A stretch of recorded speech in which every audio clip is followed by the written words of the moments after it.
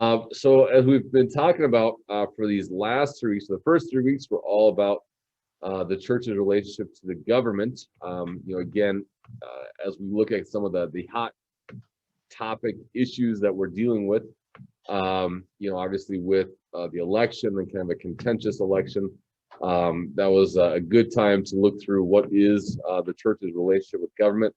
Again, all those are recorded. So if you missed any of those are all up on the website now. In fact, I'll show you where you can find them if you missed them. So go here, go here. Where'd you go? There it is. So if anybody needs to go find it, you just go to St. John and it'll be right over here. Where is it? Wednesdays during Lent. So this is everything during Lent. So we have the audio recordings of worship, and then the Bible studies. So you've got those 3 are on there. So again, if anyone wants to go back and watch any of those, again, that's all on the website right there. So now what we're going to do for the final 3 Wednesdays here in Lent is look at the church's relationship to science and focus on this topic of bioethics.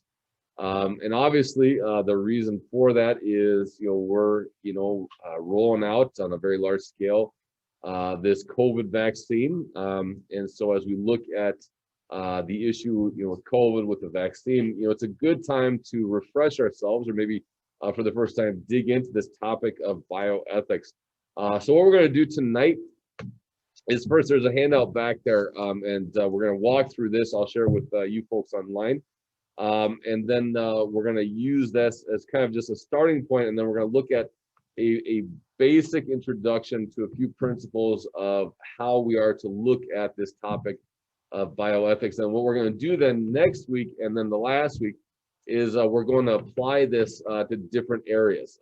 So, just kind of low-key stuff like, abortion, euthanasia, end of life decisions, just kind of low-key basic stuff. So, but if, this is something you'll hear me say probably multiple times.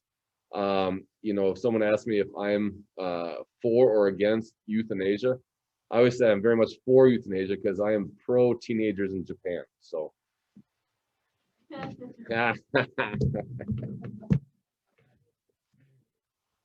Cheesy joke on a serious topic, but you'll hear me say that joke multiple times, and I stole from someone else. So, well, let's go ahead and open with prayer, and we'll get going here. So, Lord, we thank you for today. We thank you for this season of Lent. We thank you for this month of March as well, Lord, as we get closer and closer to spring. Lord, we thank you for the warmer weathers, for the moisture that you provide to the earth. Lord, as we continue to see positive news for the most part in the pandemic, Lord, we thank you for things slowly opening up, and we pray that you continue to keep us safe and healthy and well, and Lord, allow us to be hopeful for the future of resuming some of the things that we haven't been able to enjoy in quite some time. And so, Lord, as we take a look at this topic of the church's relationship to science, and especially again, this area of bioethics, Lord, we pray that you would allow us to see these topics clearly through the lens of the cross, through the lens of your word. So as always, Lord, we ask the Holy Spirit will be present here in a special way during our time together. We pray all this and more in your name, Jesus. Amen. All right, so the starting point for us tonight, I'll bring this up. So this is the handout. If you're here in person, you have this in front of you. And so this is just kind of a little one sheet paper that the LCMS put out in connection to the COVID-19 vaccines. Obviously, or maybe not obviously, but one of the issues that some people really have questions about, and good questions, is with the issue of stem cells, especially embryonic stem cells, which is one of the topics that we'll spend more time looking on in the next couple of weeks, and as we apply some of these principles of bioethics to stem cell research, and how we are to approach that. So as you can see on the handout, we're just going to kind of look at this. So you can see the update right there, and so the fact sheet. This is from back in January. Again, they updated it last week, basically saying that, again, as more are developed and produced, they're not going to keep updating this fact sheet for all of them. And so instead, they're going to redirect you. So for anyone here, you have access to go and look through some of this stuff. So it's connected to the Charlotte Lozier Institute. You can find the discussion of the COVID-19 vaccines here. So that website right there is loziersitute.org / a whole bunch of stuff. That'll take you to an ongoing discussion on the COVID-19 vaccines. So here's the stats right here, and not the stats, but the comments on the vaccines connected to abortion, because again, that is one of the issues that some people have some questions about. And it's, again, that ethical issue of if it's connected to aborted stem cells. So again, embryonic stem cells come from embryos who were aborted, so aborted fetuses.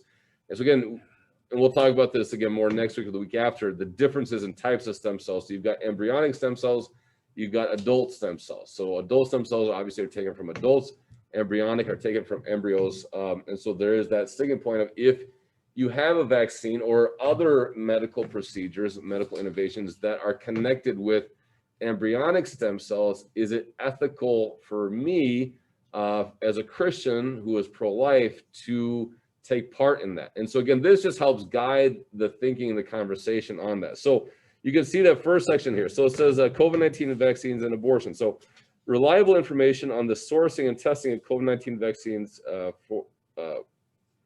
from the pro-life researchers at the Charlotte Lozier Institute may be found there. So again, that's the same thing that they updated on the top part. So according to the Lozier Institute, the current FDA-approved COVID-19 vaccines, so at the time it was Pfizer and then Moderna, do not use aborted human fetal tissue in the design, development, or production of the vaccines. The current FDA-approved COVID-19 vaccines have been tested using human fetal cell lines, as are many other medicines, such as the MMR, polio vaccines, as well as treatments for HIV, Parkinson's, and diabetes, but the vaccines themselves do not contain any aborted fetal cells. Many remaining COVID-19 vaccines in development do use human fetal cell lines and are therefore considered ethically controversial. So the Oxford AstraZeneca one, and then the new one that just came out, Johnson & Johnson. And so again, part of this is, as you look at these bioethical issues, and again, we're going to lay out some principles as we go through this. It's not always, I say not always, it probably is very rarely going to be black and white of, all right, what do you do here? A lot of the stuff with bioethical issues is going to be more of a guide of thinking through things and trying to make sense of, all right, what is right, what is wrong. And sometimes necessarily what is right, what is wrong, but what is appropriate, what is inappropriate. For instance, again, either next week or the week after, we're going to talk about end of life decisions. Is it ethical, scripturally ethical to have a living will, or is that unethical? Or is it more ambiguous? And again, it's more about how you approach it. And again, the whole idea is that when we look at stuff like end of life decisions, care decisions, that we want to have a solid biblical gospel-based perspective when making these decisions. And so even with the vaccines, there might be some people who say, I really don't feel comfortable. Again, you can have a conversation like with the Johnson & Johnson, since it does have, it does include, it do use human fetal cell lines, and therefore considered more ethically controversial. You could have some people that say, I want the vaccine, but I don't want that one because I feel complicit in abortion by utilizing that. And again, it's not that you have to feel that way, but again, there's going to be people, and you want to be able to have that conversation around that. So the next part, with the synod, so, as a synod as a whole, it says the synod in convention has repeatedly adopted resolutions supporting the sanctity of human life and opposing abortion, which hopefully is nothing new to us here. Secondly, it says the synod in convention has not officially adopted a resolution concerning the use of vaccines developed from or tested using fetal cell lines. And so again, this is where the next point gets at it. We look at this topic, which is kind of the big topic right now. There is personal freedom on how to approach it. Now, again, there's the other side of, if you're saying I'm not willing to utilize these vaccines, which means I'm going to go unvaccinated, then, you're going to have to bring in some of the other stuff. Actually, the first point we're going to talk about in bioethical issues is that individual and community aspect and how they both play a part when making bioethical decisions. So again, the next point there says the absence of an official synod stance does not impact an individual's ability to seek a religious or personal belief exemption from vaccine requirements. In many states, religious exemptions from vaccine requirements can be obtained by individuals on the basis of conscientious objection. Next part says complete consensus does not exist in the pro-life community at large on the reception of vaccines developed from or tested using fetal cell lines. So again, even within conservative Christian circles, there's not a set standard of whether or not it's ethical to receive or not ethical to receive these vaccines that are connected to stem cell lines. So again, it's a bit of an ambiguous thing, which again, as I mentioned before, with these bioethical issues, a lot of time it is going to be a little more in that gray. That again, the whole goal of these 3 weeks is for us to have an even more, I would say, intense. I don't know if that's the right word, but the more clear scriptural view as we look at these things, because I'll mention this later with the book. Scientific advancement just keeps on rolling along, and when we look at some things, we should at times pause and say, all right, is this okay? Is this an ethical thing to do?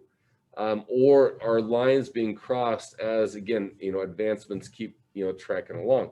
But again, we want to make sure that we have a good lens through which to see things. So even, as we look at this, and we will come back, the next couple of weeks to this vaccine conversation as we, again, put it through the lens of our principles that we're going to talk about. But as we talk about it, again, remember that there's not a clear consensus of whether you can or can't or should or shouldn't based upon its connection with fetal cell lines.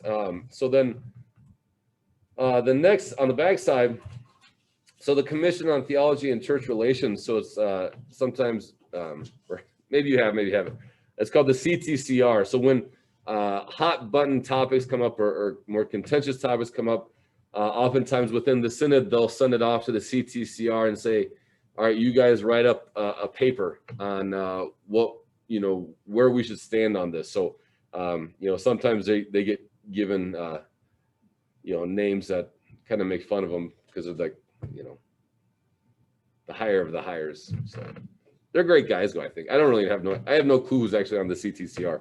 But they write these papers on occasion, and sometimes they get made fun of, but that's all right. It says the CTCR has published no report or opinion on vaccines. It has discussed the possibility of addressing it in pursuant of 2019 Resolution 11-01A, but has not begun. And so all this is to say, again, as we begin the starting point looking at vaccines, especially the COVID vaccine, the Synod remains steadfastly committed to the sanctity of human life and supportive of those institutions and individuals advocating for the unborn. Secondly, genuine concern for life exists on both sides of the COVID-19 vaccination question. Concern for the use of aborted fetal cells in the design, development, production, and testing of vaccines, as well as concern for the physical well-being of one's neighbor endangered by the virus. Third, there is no official synod position on the use of COVID-19 vaccines, such positions are ordinarily expressed through a resolution of the Synod Convention, which hasn't happened. Christians should respect the consciences of one another on a question where Scripture and the Synod have not spoken expressly. And that's a big point. We talked about this with the politics issue. You're a very divided country. But even on the vaccine, there's a lot of opinions on it. And for some people that, again, if you're very much, pro-vaccine, we got to get, shots in the arms, we got to get this thing turned around. If you encounter someone that is very reluctant, it would do you well, it would do all of us well to listen to some of their hesitations. Now, if it's, they don't trust the science or they think it got rushed and all that stuff, then you can have those conversations. But if there's genuine concern of, well, this has, even though it wasn't produced with fetal stem cells. It was tested, and I struggle with that. That's a conversation you can talk through and say, what, that's a valid concern.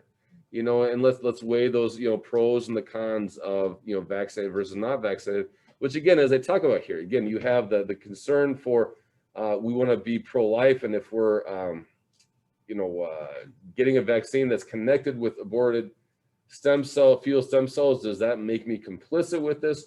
On the other side, if I don't get vaccinated and I help spread this disease that could harm someone's life, then am I complicit with that? And again, that's where it's not an easy answer all the time, but these are different things to definitely weigh as we come to different opinions on it. And so then the last part here, it says members of the Synod and Synod congregations are encouraged to educate themselves about the vaccines, consult with trusted healthcare providers, clergy, and those who may be impacted by the decision, and act on the basis of informed conscience as to receiving the vaccine. So obviously that doesn't give strict, you have to do A, B, or C, but hopefully as we get into this topic, it gives a little guidance, and that leads well into our initial overview of bioethics. All right.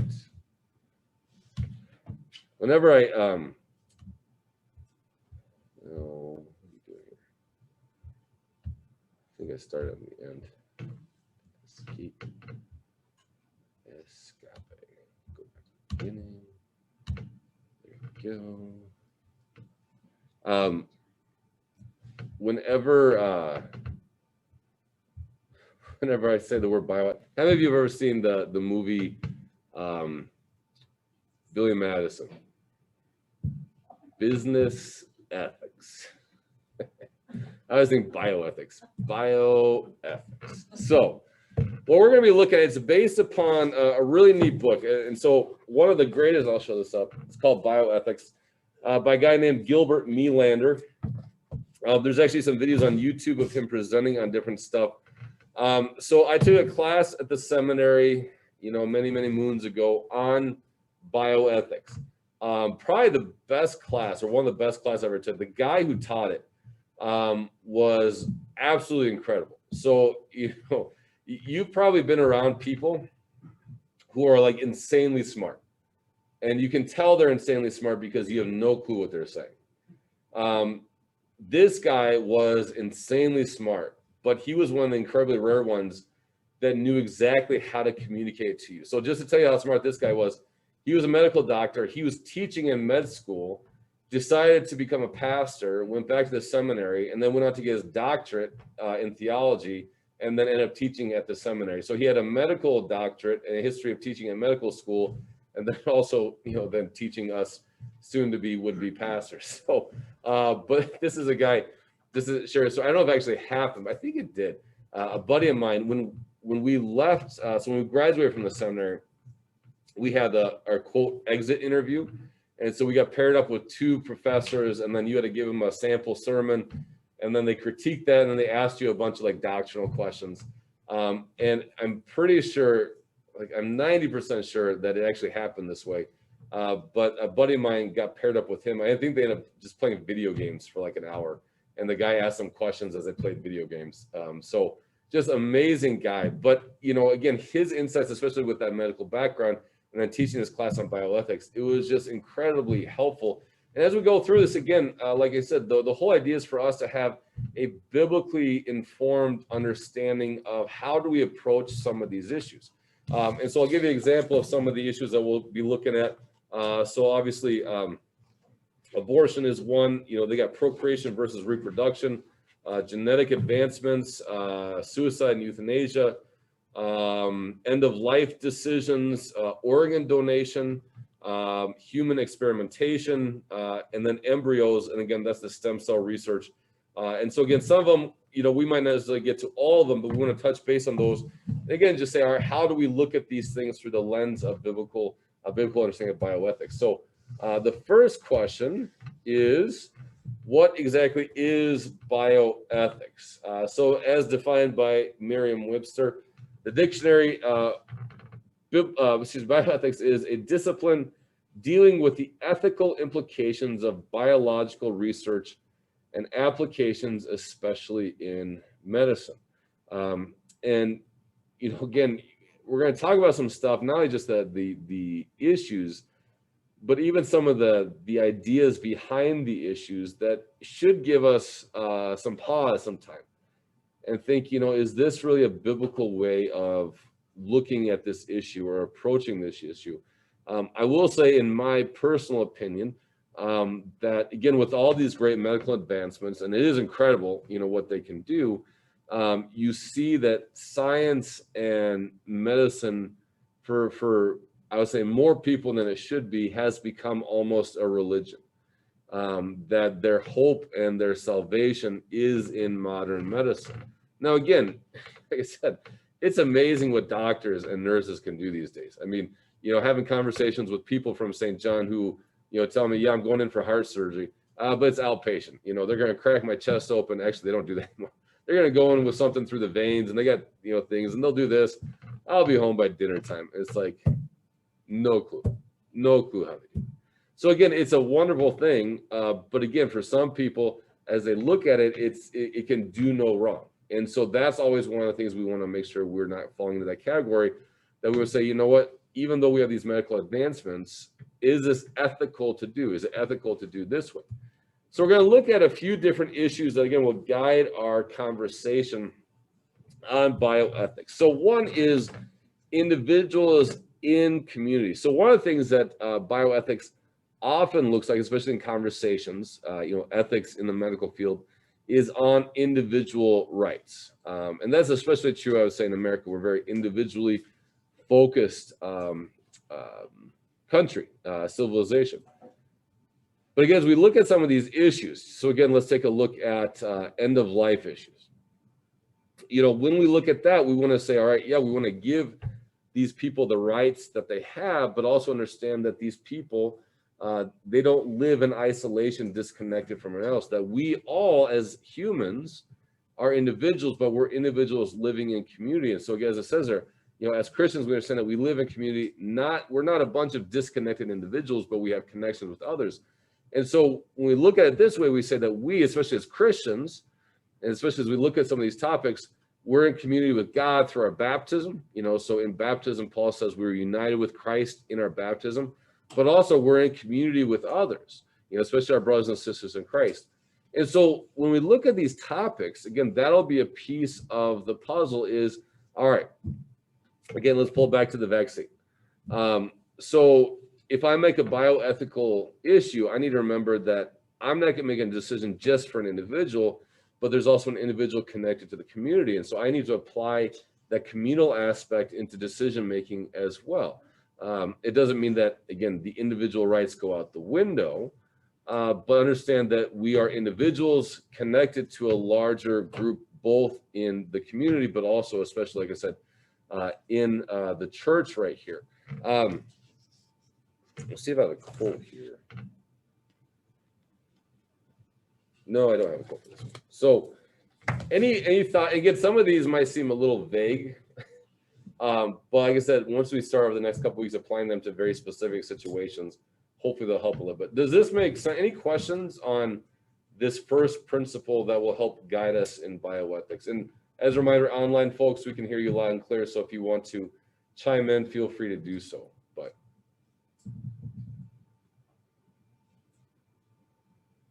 all right. So the next one is freedom and finitude. And so this principle basically says, we're both. We're both and. So we are mortal, finite creatures. That's just the reality. You and I are not going to live forever.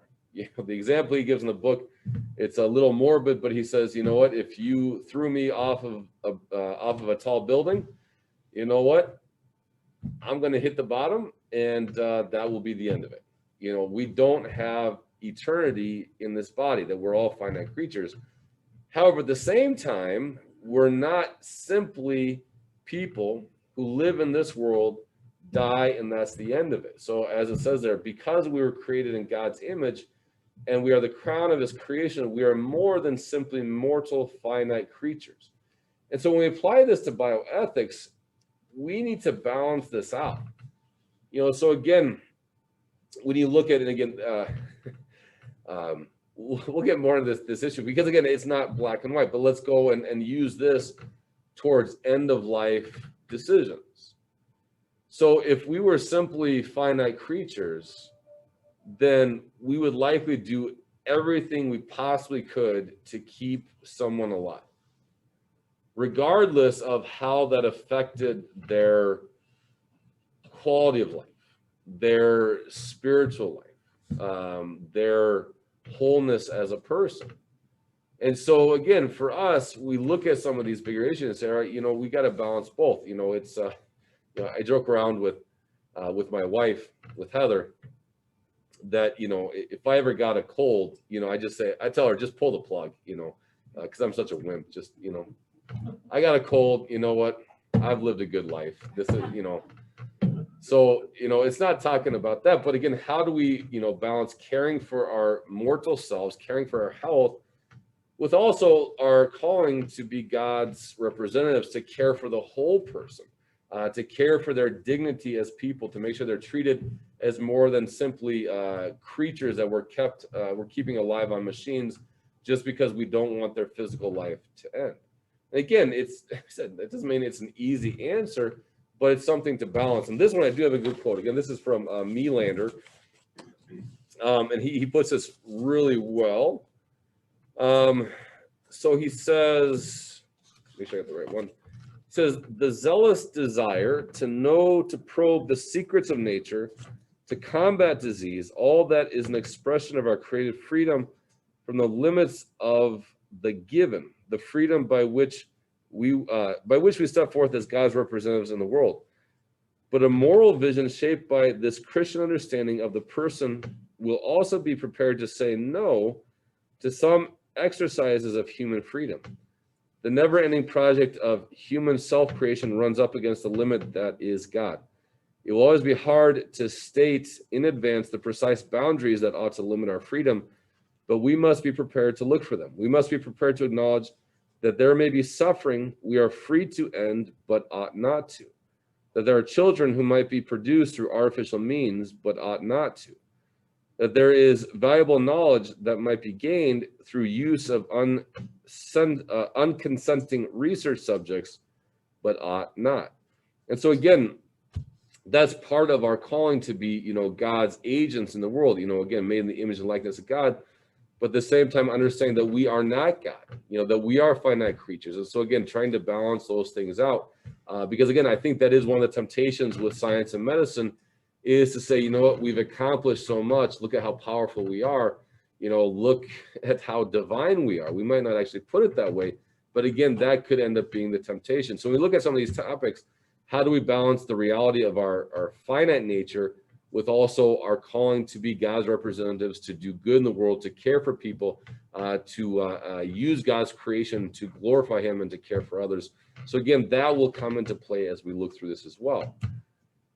Now, the next one, and this is a very big one. So again, the first one, understanding, I forget what that first one was, that individuals and community. The next one, balancing our calling as God's, made in the image of likeness of God with our mortal nature. But this last one, and this one will come in a ton with bioethical issues on that distinction between person and body. And so, unfortunately, although, I don't think things are probably changing. They're probably only getting worse. I hope they're getting better.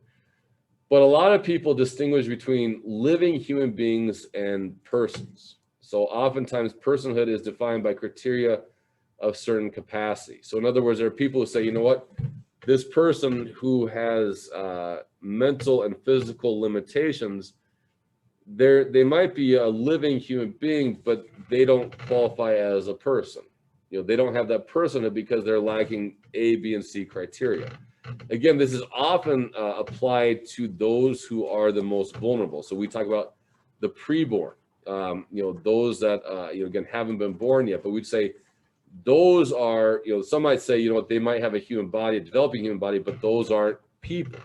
Likewise, you flip it to the other end of the spectrum, people at the end of life, people who are, suffering from dementia or Alzheimer's, those who are homebound, they don't really have a capacity of what's really going on to say, what, they're human beings, or they're humans, they're living humans, but they're not people, they've lost that personhood thing. But, what we have to have, again, as our lens through which we look at these different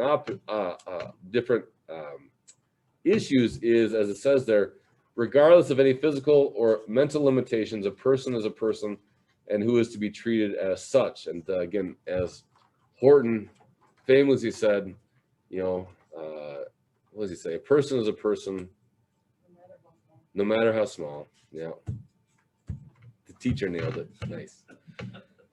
So again, when we apply this aspect to bioethics, so we need to acknowledge other individuals' personhood. That again, they're not simply a living human being, but they're actually people, mind, body, and spirit, and ought to be treated as such, regardless of any criteria that, again, popular society might put on them. So again, a lot of times this will come down to the weakest and most needy members of our society, whether it's the preborn, the elderly, or those who are living with differing abilities in their life, both physical and mental. And this has another good one, another good quote I want to share with us. This is from Melander. He says, personhood is not something we have at some point in history. Rather, as embodied spirits or inspirited bodies, we are persons throughout the whole of that life. One whom we might baptize, one for whom we might still pray, one for whom the Spirit of Christ may still intercede with sighs too deep for words. Such a one cannot be for us less than a person. And so again, we want to make sure as we look at this topic of bioethics, we apply it to these different topics. We're saying we're dealing with people, in different stages of life with different abilities, but they're not simply humans. They are people with full personhood. And again, they ought to be treated as such. So again, that will be one of the guiding principles with that. So any thoughts or your questions? Any of the first three we talked about, you get community and individual connection, that finite versus freedom tension that we need to be aware of. Ooh, more hair. Yep. Yeah. Maybe I'll get a new roof out of this. We'll see. But this last one, the personhood, the person and body. Any thoughts or comments or questions on any of these so far? Hopefully you rolled up your windows. I got the convertible.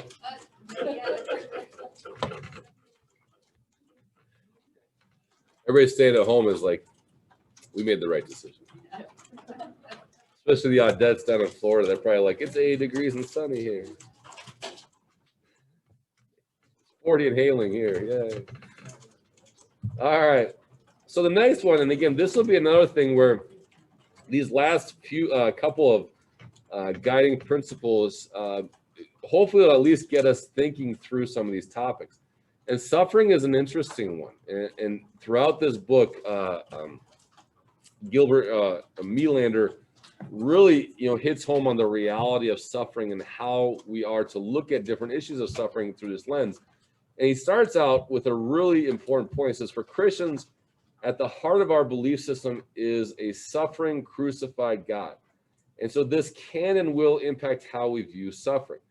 We do live in a world, but I don't think this is anything new. I think this has been around since sin came in the world, that basically the goal is to avoid suffering at all costs. That whatever needs to be done to avoid human suffering, to avoid any kind of suffering, we ought to do that. Now, the question is that the ethical way to approach suffering at all times? So as he says here, suffering is not good. And again, we do want to clarify that, don't go out seeking to suffer, don't have that kind of a mindset. So it's not good. We don't go out seeking suffering, but again, we know this from the scriptures. We know this from the gospel account. We know this from personal experience. God can and will bring good out of suffering.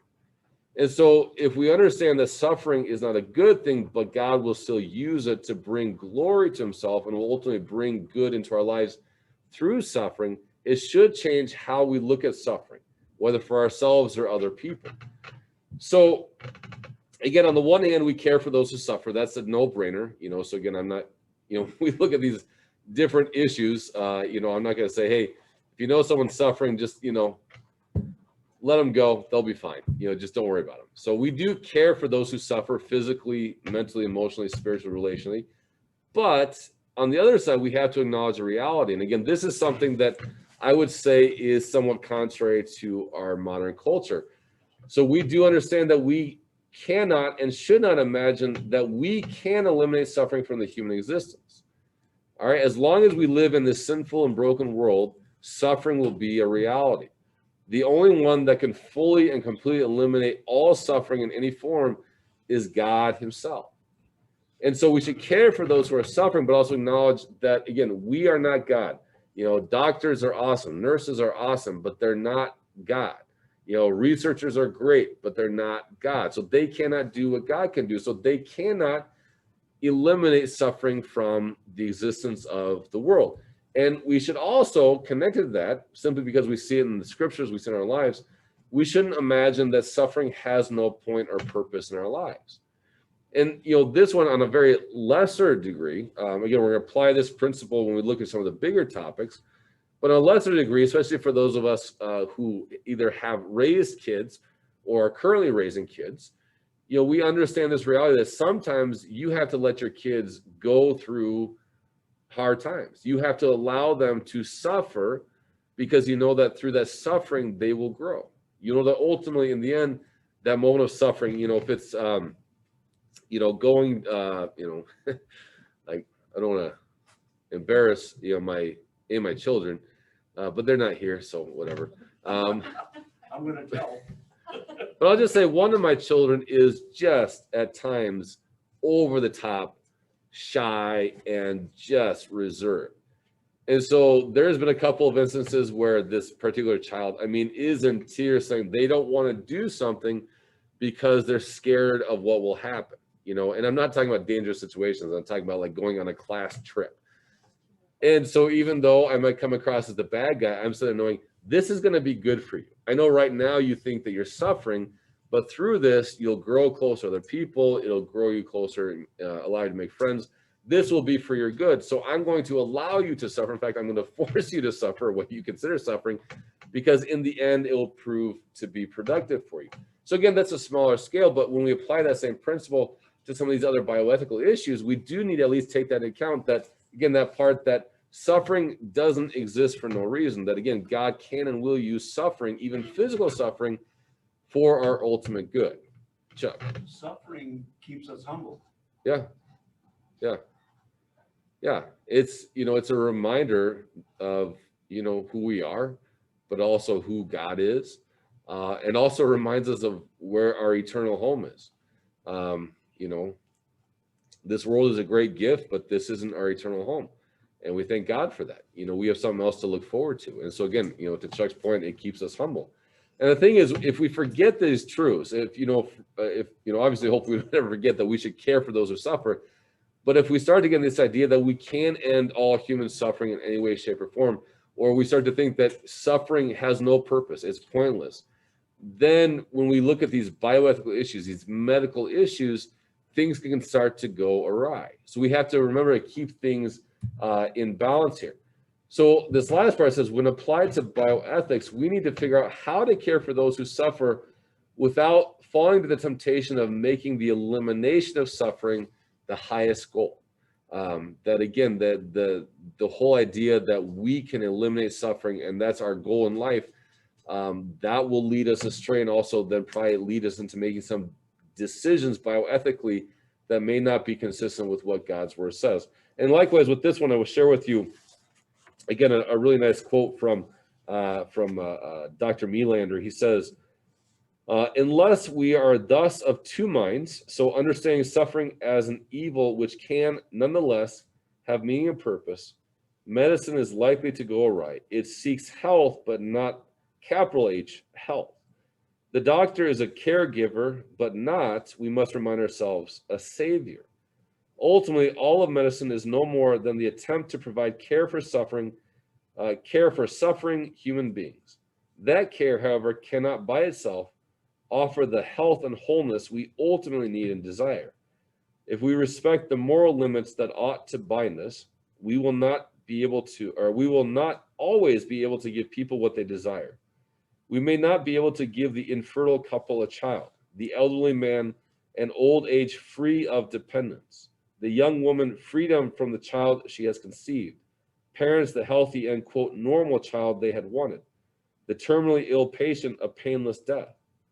But we can and should assure them that the story of Jesus is true, that the negative and destructive powers of the universe are not the ultimate powers whom we worship.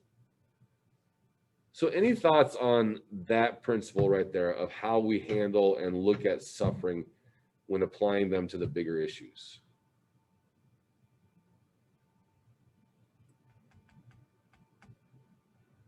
Well, if somebody's terminal, we know they cannot live as a human being again, just let them go. Well, we'll talk more about that next week when we dig into it. But that's how you wrestle with it. And these, again, with all these topics, I mean, very rarely will we say this is what you have to do in this situation.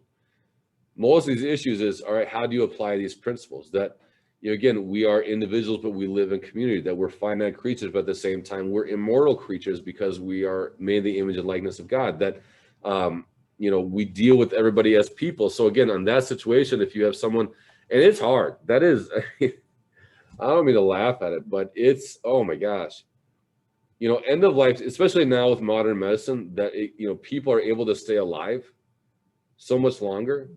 But my goodness, I know some of you have been through this situation dealing with dementia, Alzheimer's. I know when my dad died to me, is when he was laying in a hospital bed and the doctor was standing on the other side. And the doctor said, "Ray, you know who this is?" He says, "Sure, that's my college classmate." Yeah. That's when my dad died to me. Yeah.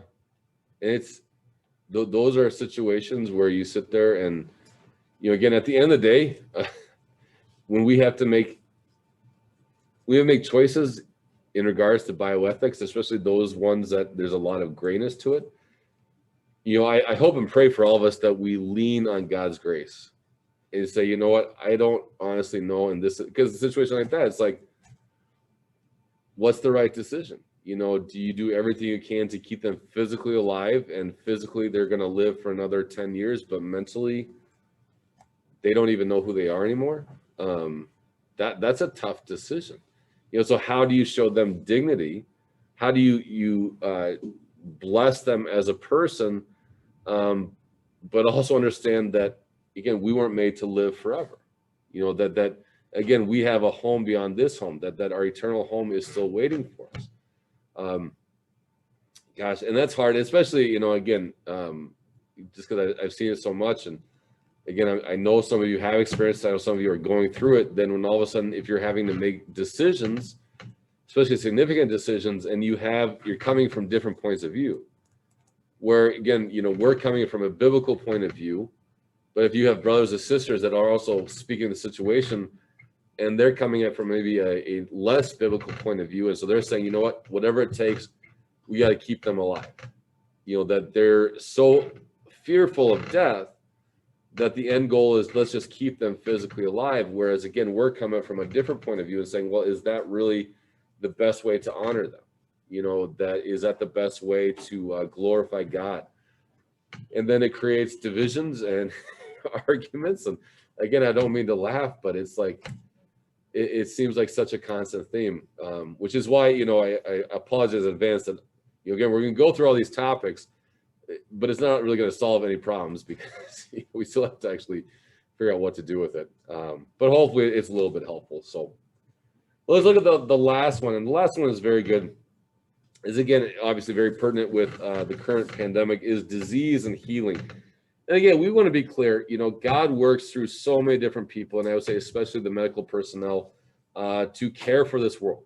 You know, that, you know, there's all these jokes, and they're kind of the same punchline of, like, you know, a person, you know, cries out to God for healing, and, you know, God doesn't respond, but then a doctor shows up and the person says, no, I'm talking to God. And then, the person cries out to God for help, and, a nurse shows up and they say, no, I'm waiting for God. And, the person ends up dying and then says, well, God, how come you didn't come and help? He said, I sent you a doctor and a nurse. What else did you want? So, there's a billion jokes that go along those lines. So again, God works through our vocations to care for his creation. So he does work through doctors, nurses, medicine, researchers, all these different levels of the healthcare industry to treat diseases, to care for us. But again, it's so important for us to remember, not only for ourselves, but for the people in those professions, they're not saviors. They can't do what only God can do. Again, they can use their vocations to care for us, but we can ask them to give us whole life, holistic life, full life, eternal life. So again, as it says there, we can trust that God will care for us through them. But again, they can't provide that wholeness that only God can provide, that spiritual wholeness, that emotional, relational aspect of things. They can't even have, they don't have the ability to cure every single one of our ailments. Nobody can. It's impossible that especially as I've heard, you get older, you squash one ailment and another one pops up, and you squash that one and 10 more pop up. And, you fix your, achy knee and all of a sudden your back and your shoulders hurt. So it's just, it's like whack-a-mole. That's just how the human body goes. So when we apply it to bioethics, again, that's a big thing, that we should never be asking our medical personnel to do what only God can do. And I think that's a big thing to apply to these vaccines. We thank God that he's at work through the researchers to provide these vaccines for COVID. But we shouldn't look at these and say, this will answer all of our problems. These will be used by God in a way to care for his creation. Again, we can have those conversations with stem cell research. But again, we should never look at anything in the medical field and say, this will give me salvation. This will solve all my problems. We should say, this is God's gift, and he's going to use this to care for his creation. But ultimately, we're going to look to God for the things that we really need. And again, one last, no, I don't have a quote for that one. So again, as we close things up, and again, next week we'll start just kind of looking through a handful of topics, and we'll kind of look at each one as long as you want to talk about them before we move on to the next one. But again, just some principles we want to apply to all these issues. So again, we are individuals, but we are individuals who live in community with others. So when we look at bioethics, we have to look at the individual right, but we also have to look at how it impacts the community as a whole, because God created us to be in community. Likewise, we're finite creatures. Every one of us has a limited lifespan on this earth, but beyond that, we have eternal life because we were made in the image and likeness of God. And part of that means we have freedom to care for creation as he equips us and calls us to do so. But we need to use that balance when making decisions. Personhood is not defined by a set of criteria capabilities. So again, a person is a person no matter how small or how weak or how frail or how disenfranchised. And we need to apply that personhood in bioethics to everyone. Suffering is bad. And we want to care for those who suffer, but we also need to remember that God does indeed use suffering to bring about good for us as individuals, as well as good in his creation. And lastly, God works through the medical field to care for his creation, but the medical field is not a substitute for God, and they should not be expected to be a substitute for God. So, any questions, comments, insights, thoughts, complaints? I like that statement there. Suffering is bad, but it is used by God to bring about good. We don't realize it when we're ill that something good is going to come out of it. I will say though, faith. I take that statement by faith, because I don't know of anything good that's ever come from whenever I get a stomach bug. Because that's just, I mean, in this whole pandemic, I'm looking for silver linings, and the fact that with these masks, I have not gotten a stomach bug or a cold. I'm not complaining about that part at all. I hate the stomach bug so much. So I'm okay with this. Anybody that does. It's just, oh, so bad. The good that comes out of suffering might not be the person that is suffering. It might be somebody else who's watching going Yeah. through suffering. Yeah. And sees how you handle it. Yeah. That's a good point. It's like you can't see the big picture of what God is doing. You know, as Cal said, it might not be you that might, God might use that suffering to bring about the grace good. It might be some other people in your life, you know, seeing that as well. So, so good. So next week, again, we'll just, we'll look at a few of the bigger stuff. Like I said, how much you guys want to talk about each topic, that'll guide how much time we spend on each of them. But again, we'll have these principles laid out and try to address them through the lens of these. So again, hopefully this is helpful and beneficial, especially as we look at the world that we live in right now. So, but let me say a word of prayer and we'll close our time. Lord God, we thank you for this day, for this evening. Lord, we pray your blessings upon all those who are celebrating spring break in this area in different ways, whether it's just spending time with family or getting out and enjoying nature. Lord, we thank you for the gift of medicine, the gift of doctors and nurses and researchers. Lord, we thank you for the many ways that you work in and through them to care for your creation. Lord God, we pray that we would see this topic of bioethics through the lens of your word, that we would be discerning when it comes to different issues in the medical world, that whatever we do, whatever decisions we make, would be for the good of our neighbor and to glorify you. So Lord, bless us, guide us with the gospel.